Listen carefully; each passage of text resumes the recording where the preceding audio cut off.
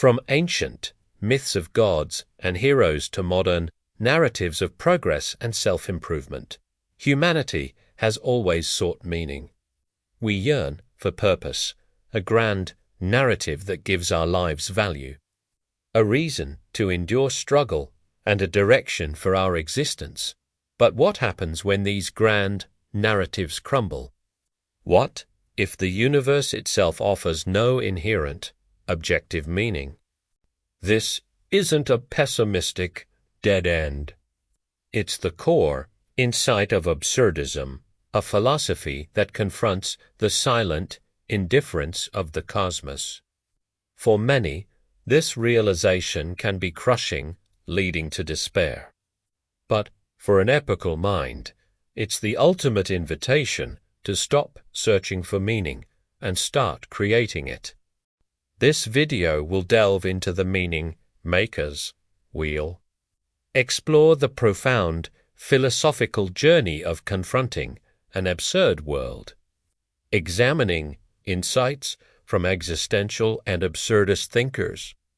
More importantly, we'll discover how to courageously build purpose in a world that offers none. Becoming the architects of our own value. The philosophy of absurdism arises from a fundamental conflict, the human mind's inherent drive to find meaning and order in the universe. Contrasted with the universe's equally inherent and often brutal indifference to that search. Life's questions have no ultimate answers. Albert Camus is the most famous proponent of absurdism. In the myth of Sisyphus, he describes the human condition as absurd because our reason demands clarity and meaning. Yet, the world offers only silence and unreason.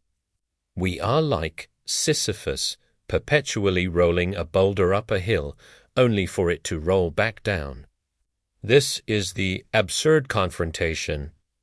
Camus quote, "There is but one truly serious philosophical problem, and that is suicide.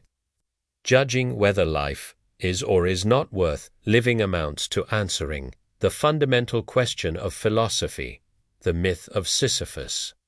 Confronting this absurdity can lead to several responses: physical suicide, ending the confrontation by ending life. Camus rejects this, seeing it as an escape, not a solution. Philosophical suicide, leaping into a comforting belief system, for example, religion, ideology, to deny the absurd. Camus also rejects this, as it denies intellectual honesty. Revolt and acceptance, this is Camus' chosen path. It means accepting the absurd, acknowledging the lack of inherent meaning, but refusing to surrender. It is a rebellion against the universe's indifference, finding dignity in the struggle itself. Nietzsche quote, on the collapse of old certainties, "God is dead." Nietzsche's declaration paved the way for absurdism, as it highlighted the collapse of objective meaning previously provided by religious frameworks. This void requires us to create our own. The absurd doesn't mean life is worthless. It means life is worth living despite its meaninglessness. It shifts the burden of meaning from the cosmos to the individual. We are not just passive observers of a meaningless world. We are the meaning makers.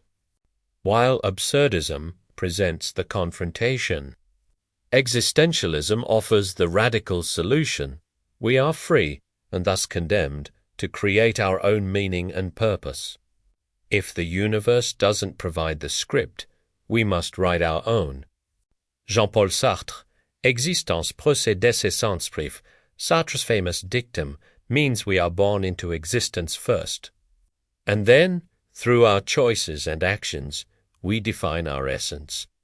There is no pre-given human nature or purpose. We are radically free and wholly responsible for who we become. This freedom brings immense anguish and responsibility. Sartre quote, "Man is condemned to be free, because once thrown into the world, he is responsible for everything he does. Existentialism is a humanism." Viktor Frankl, The Will to Meaning, Surviving the Horrors of the Holocaust.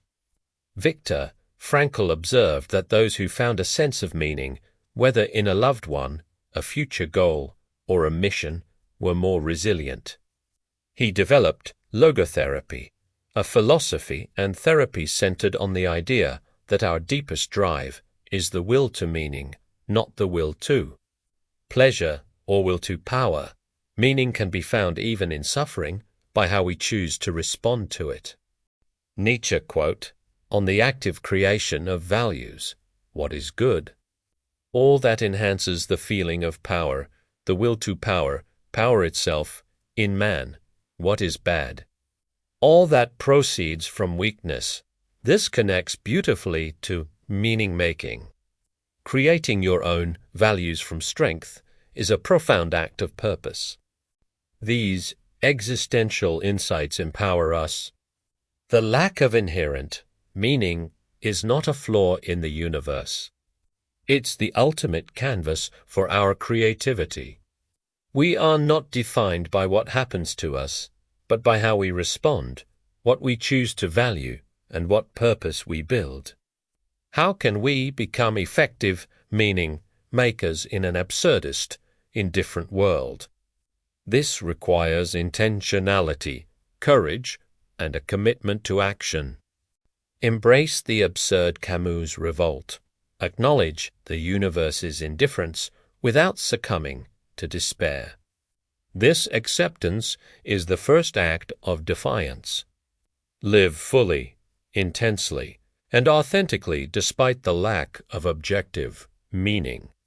Visual, a stylized human figure standing at the base of a towering, abstract rock. The figure looks small but determined, actively pushing a boulder. They smile, finding joy in the effort. Define your values' Nietzschean creation. What principles, ideals, and causes are truly worth living for, in your estimation? These are the values you will create and embody. This is an active choice, not a passive discovery. Nietzsche quote almost anyhow, Twilight of Lyles.